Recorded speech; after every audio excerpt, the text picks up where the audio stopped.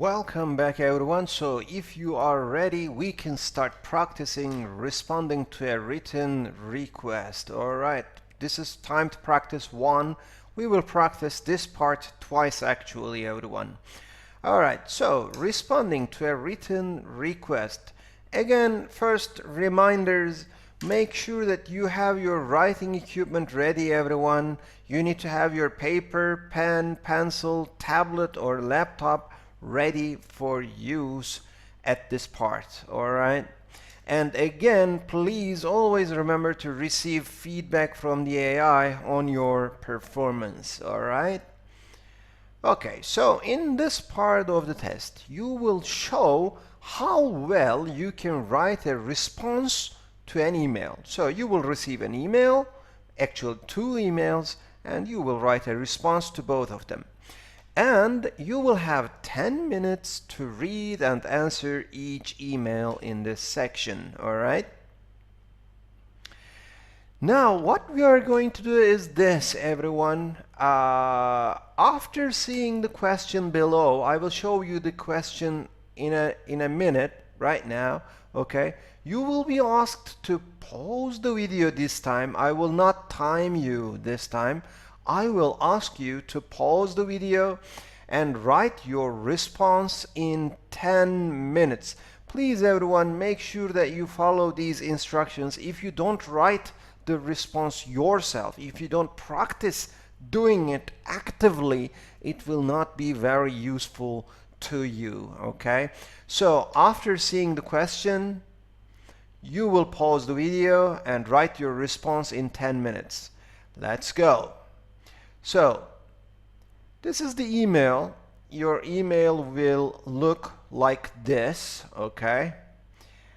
And this is your response box. This is how your response box will look like in the real exam. Please, everyone, at this point, pause the video right now and write your response in 10 minutes. Let's go.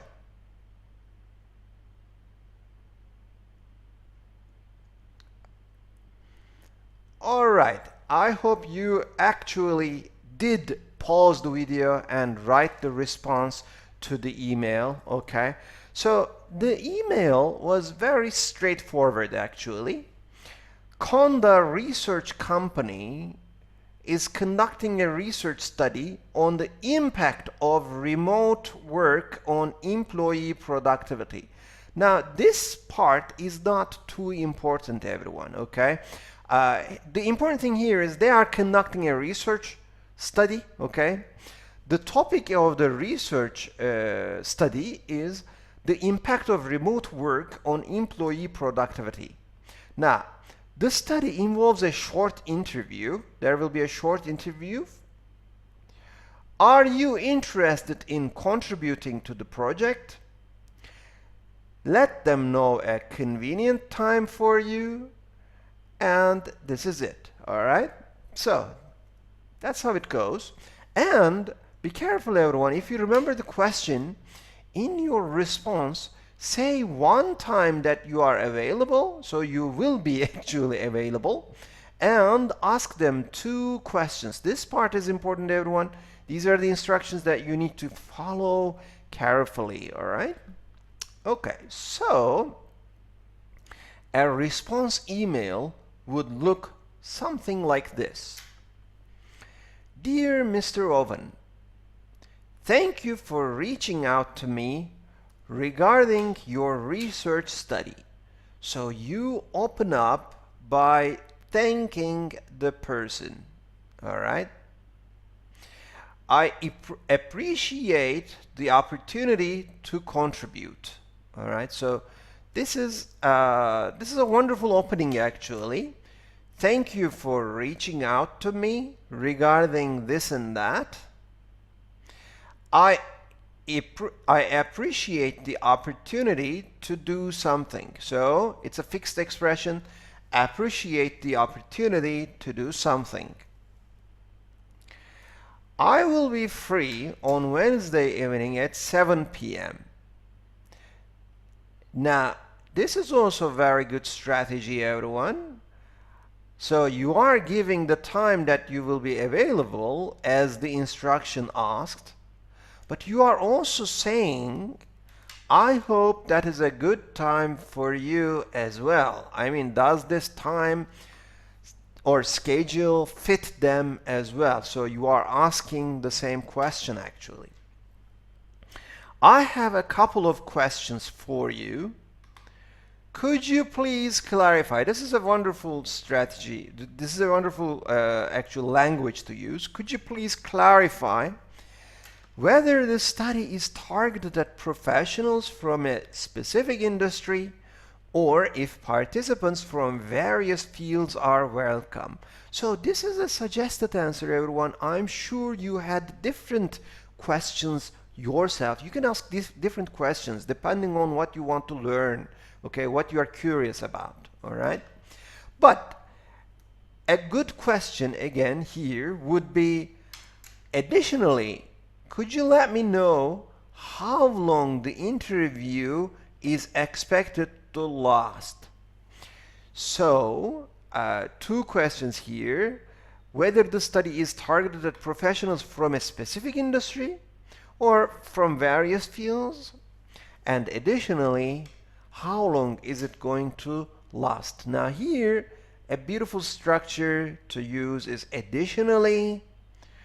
Could you please let me know? You can use all these expressions in so many emails actually, right?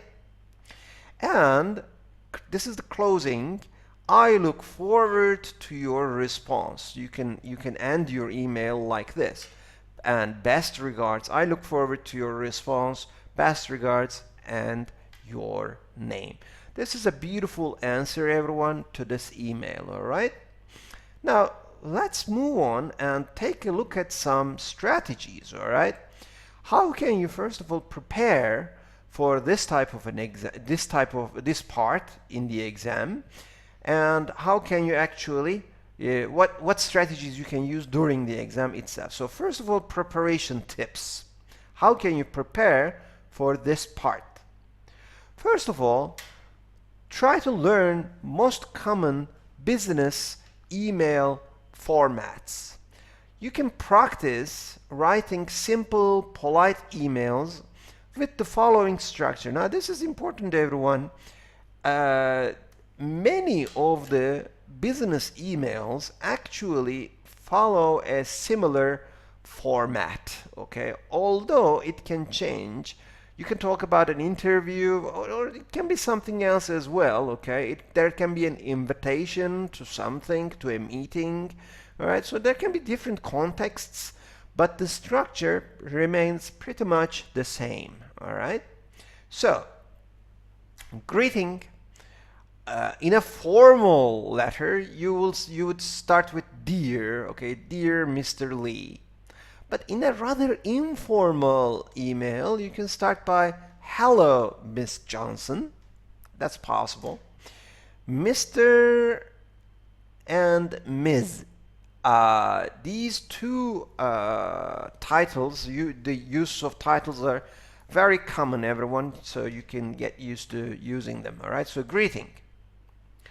Opening sentence. Thank you for your message. Thank you for reaching out. I appreciate the opportunity to do something. Okay, these are some opening sentences, all right? Closing sentences. Please let me know if you need more information. Please let me know if you need further details. And signing off would be something like best regards. This is the most this is the most formal one. It's quite formal, so you can use it in many emails, all right? So a formal email needs to look a little bit like this, but also there are some other structures or useful phrases that you can use, all right? And these are like, I would be happy to do something, okay? I would be happy to contribute. I would be happy to help, all right? I would be happy to give you the details, all right? In order to ask a question, the most common one is, could you please inform me about this? Could you please tell me about that? Okay, so could you please? Or you can write, I'm writing in response to your email regarding whatever. Okay, so I'm writing in response to your email regarding X. All right. Please let me know if you have any questions, or please let me know if you need more details. All right. So the structure, please let me know if you, all right. So if you need more details, if you have more questions, kind of. All right. So, and these are some useful expressions that can be used in many business emails actually. All right. We will give you another example actually. So there will be some useful expressions there as well. All right. So tips during the exam. What can be some tips to use during the exam? So far we have talked about preparation tips, and now these are the tips to use during the exam. So first of all, you need to make sure, everyone, that you follow all instructions carefully. This is so very important, everyone. First of all, understand the context very well, okay? Really make sure that you understand the context. What's going on? Is it an interview? Is it an invitation to a meeting? Is it asking for details for a presentation? I don't know. Understand the context very well first. And under the email, you will see 3 things that you must do, okay? Usually these will be like, ask 2 questions, okay? Give 2 details about whatever, okay? So there will be 3 things that you must do, but these are general things, usually asking questions or giving details, all right? But what is important here is all these 3 things, you need to answer all of them in your response.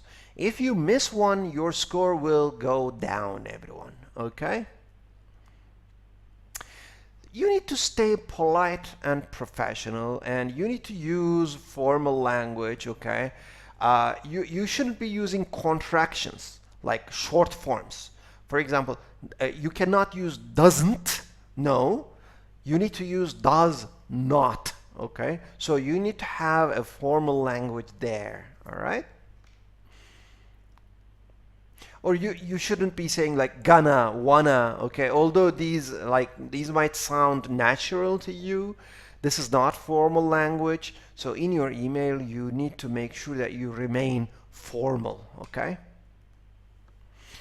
You need to be clear and you need to be to the point, okay? You don't need to write a long email, okay? This is important here. 100 to 150 words is more than enough, actually.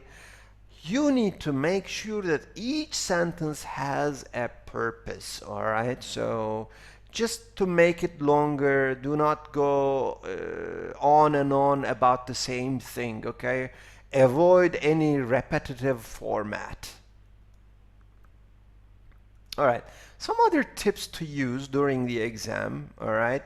Always, everyone, always remember to use linking words. Linking words are very important and significant. You need to start with like first, also, in addition, however, finally, secondly, okay, moreover. So linkers like these, they will help you organize your ideas clearly, all right? And if you have the time, I'm sure you will have the time actually, maybe 1 or 2 minutes, but still you will have the time.